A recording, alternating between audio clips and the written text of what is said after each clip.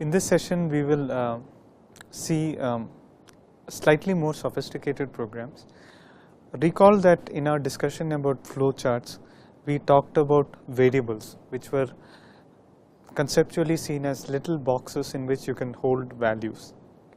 So let us see how to write simple C programs in which we make use of variables. So we will illustrate with the help of a sample program. So we have this following program, which is very simple: read a Celsius temperature and convert it into the equivalent Fahrenheit temperature. This is something that all of you must know.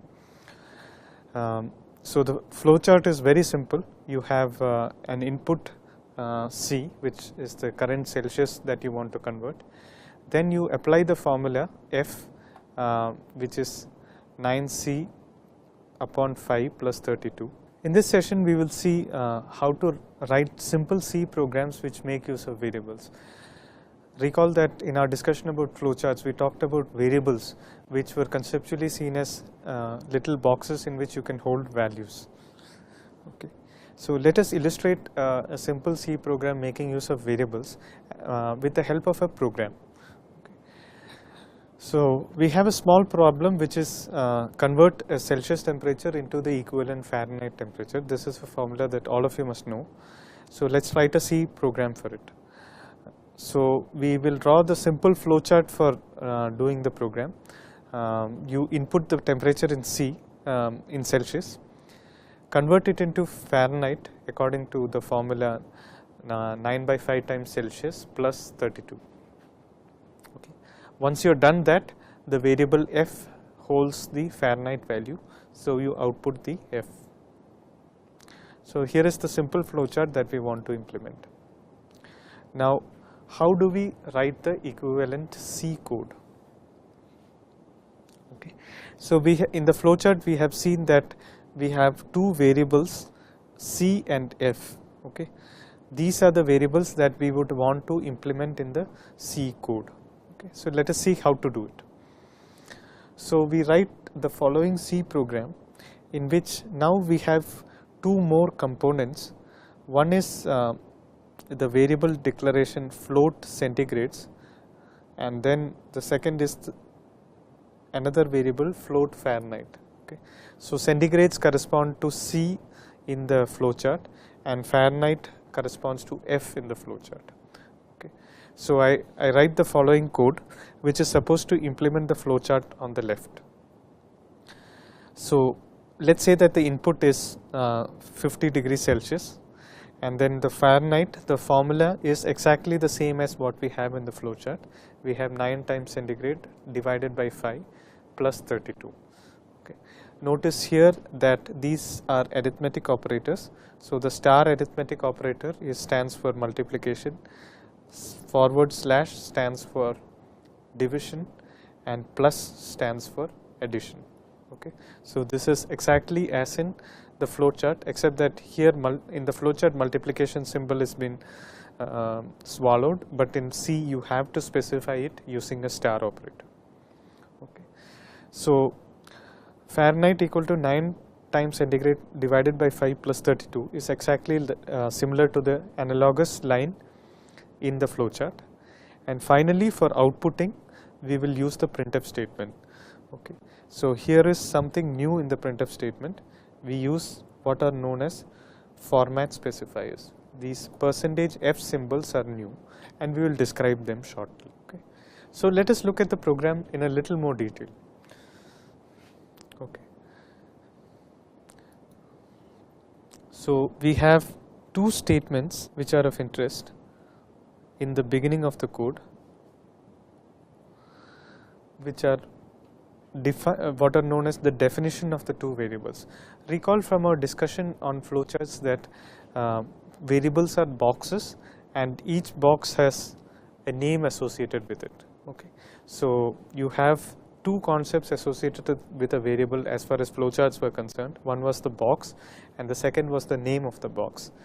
Now when we come to C, we will associate a third concept with a variable, which is the type of the box. Okay. So if you look at the first statement, it says float centigrades semicolon. Now this defines a variable centigrades it creates a box capable of storing a real number and names the box as centigrades. So the box is of type float. That type float means that that box can hold a real number. Similarly, Fahrenheit is also a box which can hold a real number. So you declare that the type of that variable is float. Okay. So these are supposed to be the first two lines of the code. Now centigrades equal to 50, that is the line which assigns the value 50 to the variable centigrades. So once you execute that code, the box associated with the name centigrades will hold the value 50. Okay. Followed by the line which computes the value of the Fahrenheit. Okay. So Fahrenheit equal to 9 times centigrade divided by 5 plus 32. It's an it associates an arithmetic expression. So it evaluates an arithmetic expression, takes its value and stores it in the box associated with Fahrenheit. Okay. And as we just saw before, star is the multiplication operator, forward slash is the division operator, and plus is the addition operator. Now the brackets in an arithmetic expression are just like brackets in mathematics. So they group together a particular things. Okay. Now let us just trace through the program. Let's see what happens step by step when we run the program. Okay. Let's say that we save the file in sample2.c and then run it as ./a.out. Okay. So first we will have two boxes created, one for centigrade and one for Fahrenheit. These can store float numbers. Now what are float numbers? Basically they are real numbers which are saved by the microprocessor. Now the microprocessor can store real numbers only using finite precision. So this is different from the actual real numbers that we encounter in mathematics. So we have only a limited number of digits after the decimal point, but other than that you can think of them as real numbers. We will see floating point numbers later in the course in greater detail. Okay. Right, for now think of them as the machine representation of a real number. So once you finish the declaration statements, what you have are two boxes, one for centigrade, one for Fahrenheit, and because you declare their types to be float, it is understood that those boxes will hold real numbers. Okay. So let's execute the first executable assignment here, centigrades equal to 50. Okay. And you will see that the box contains 50.000 something. Okay. Even though we specified it as an integer, it will convert it into a real number, a floating point number, and store it. Then this is followed by the calculation of the Fahrenheit value, and let's say that you compute 9 times 50 divided by 5 plus 32, it comes out as 122. After that line is executed, the box associated with Fahrenheit will contain 122. Okay. Then the next line says printf the temperature. Okay. There is no new line, so the next printf will start from where this printf ended. Okay. And here you see something new, which is the %f symbol. Okay. So these are what are known as format specifiers. So the %f symbol says that take the corresponding variable which is given centigrades here now and print it as a float, print it as a real number. Okay. So notice the difference between the first printf and the second printf. The first printf just had a string between double quotes. The second printf has two arguments. One is a string between double quotes and the string is %f, and then the second argument is centigrades. Okay. So it says take the value of centigrades and print it as a floating point number. So it does that, and you see 50.000 in the output.